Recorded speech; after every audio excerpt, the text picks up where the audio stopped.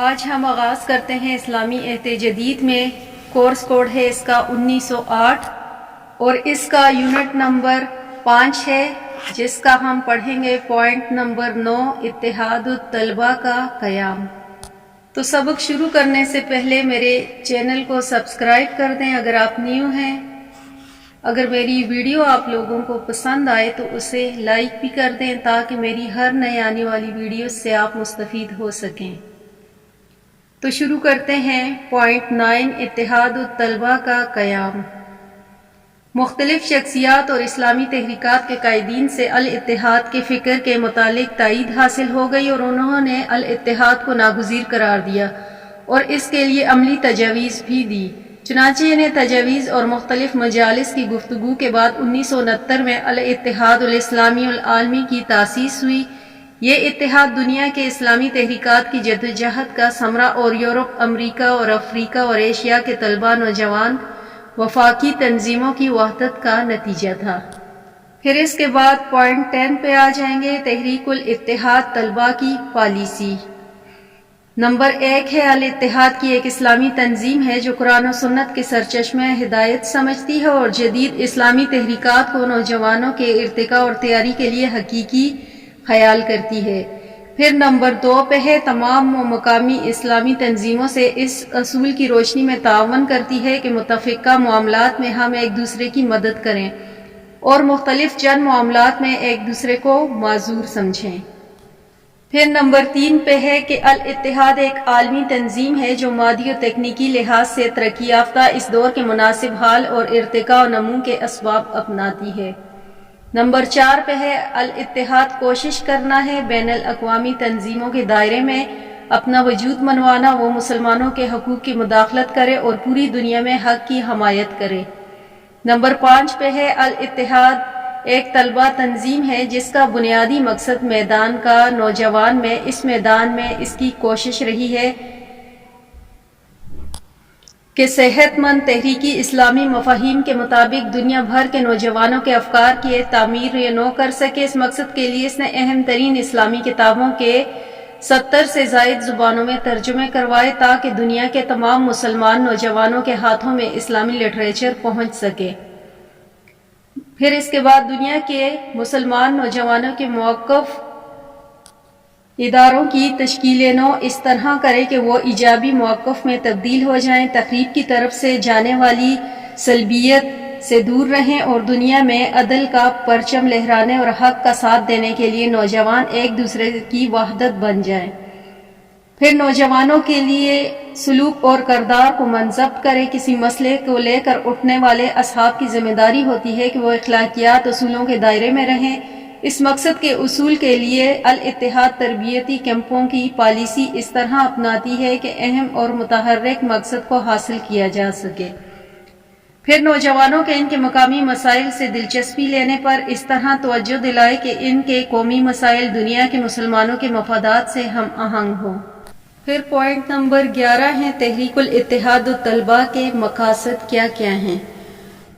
تو نمبر 1 پہ ہے، یہ تحریک ان فروعی ذیلی تنظیموں کو طاقتور بنانے کے لیے ان کے مسائل پورا کرتی ہے اور انہیں مادی و معنوی امداد فراہم کرتی ہے اور مقامی طور پر ان کا ہاتھ تھامتی ہے تاکہ الاتحاد الاسلام العالمی للمتممات الطلبیہ کے لیے حقیقی نوعیت کا کام کر سکیں۔ ایک علاقے کی مختلف تنظیموں کے درمیان عالمی سطح پر ان کے درمیان وحدت پیدا کرتی ہے اور تعاون کے لیے مضبوط و مستحکم میدان فراہم کرتی ہے اور باہم تبادلہ و تجربات کے لیے ہر ممکن جدوجہد کرتی ہے تاکہ وحدت عمل اور وحدت طریقہ کار ممکن حد تک عمل میں لایا جا سکے۔ علاقائی تنظیموں کو ممکن حد تک الاتحاد الاسلام العالمی کے موقف سے ہم آہنگ بناتی ہے اور شرائط اور تبادلہ خیال کے ذریعے ایک پلیٹ فارم پر لانے کی کوشش کرتی ہے۔ ان علاقوں میں جہاں اس طرح کی سرگرمیاں اسلامی طلباء و تنظیموں کی تشکیل کے احکامات کا مطالعہ کرتی ہیں اور انہیں بروئے کار لاتی ہیں، ان علاقوں کی طلباء تنظیموں کو عام رفاہی اور فلاحی الاتحاد کی شکل دینے کی کوشش کرتی ہے تاکہ معاشرے کی خدمت میں زیادہ سے زیادہ ممکن کردار ادا کر سکے۔ پھر پوائنٹ 12 پہ آ جاتے ہیں۔ 12 پہ ہے اہداف۔ یعنی اس تحریک کے کیا کیا اہداف ہیں؟ تو اللہ کے کلمے کو بلند کیا جائے، اسلام کی تعلیمات عام کی جائے اور طلبہ تنظیموں کی ان اسلامی مشن کی تکمیل کے لیے مدد کی جائے۔ نمبر 2 پہ ہے طلبہ کے مابین اسلامی شعور کو مستحکم بنانا اور موجودہ معاشرے کی مشکلات و وسائل اور اسلامی بدل ان کی توضیح و تشریح کرنا۔ اخلاقی، فکری، معاشرتی اور ادبی تربیت اور ٹریننگ کے ذریعے طلباء کے درمیان اسلامی شخصیت کی تعمیر کے لیے کام کرنا۔ تمام دنیا کے مسلمان طلباء کے درمیان برادرانہ رابطے کو فروغ دینا اور ان کی اپنی اجتماعی و تنظیم کی تشکیل کی حوصلہ افزائی کرنا۔ پھر 5 پہ ہے پوری دنیا کے مسلمانوں کے درمیان وحدت، عدل، اجتماعی تعاون اور اسلامی اخوت کا مسئلہ استحکام کرنا۔ پھر اس کے بعد 13 پوائنٹ پہ ہے وسائل۔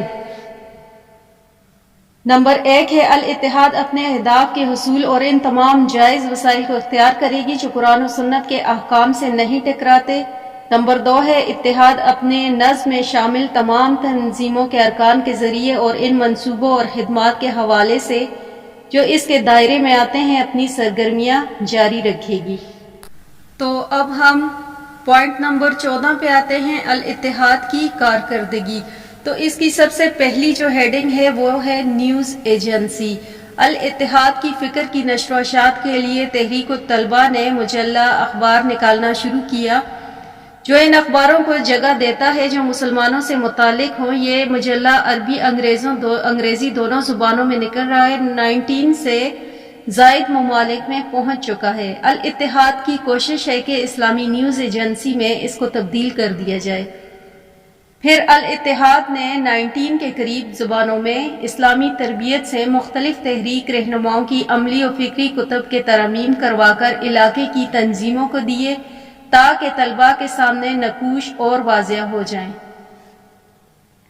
پھر اس کی اگلی ہیڈنگ ہے قیادتی تربیت۔ الاتحاد نے طلباء کی تربیت کے لیے قیادتی تربیت کے پروگرام شروع کیے تاکہ انہیں فکری، روحانی اور جسمانی ٹریننگ دی جا سکے۔ اس سے مختلف قائدین سے باہم متعارف ہوئے، افہام و تفہیم، ایک دوسرے کا تعاون و تکافل کرنے کے وسائل پر بحث و تمہیز کا موقع آتا ہے۔ پھر اس کی اگلی ہیڈنگ ہے کانفرنس۔ الاتحاد الاسلام العالمی اپنے ارکان تنظیموں کے تعاون سے مختلف ممالک میں ان کانفرنس کو رواج دیتی ہے جس سے طلباء کے درمیان اتحاد و تعاون اور امت مسلمہ کو فکر و وحدت کے لیے کوئی لائحہ عمل تشکیل دیا جائے۔ ان کانفرنس نے اسلامی کے بنیادی اور حیاتی اہداف کی تحصیل کی ہے، چنانچہ اب تک کئی کانفرنس منعقد ہو چکی ہیں۔ تو یہ تھا تحریک الاتحاد الطلبہ۔ تو اس کے ساتھ ہی یونٹ 5 جو ہے وہ اختتام پذیر ہوتا ہے۔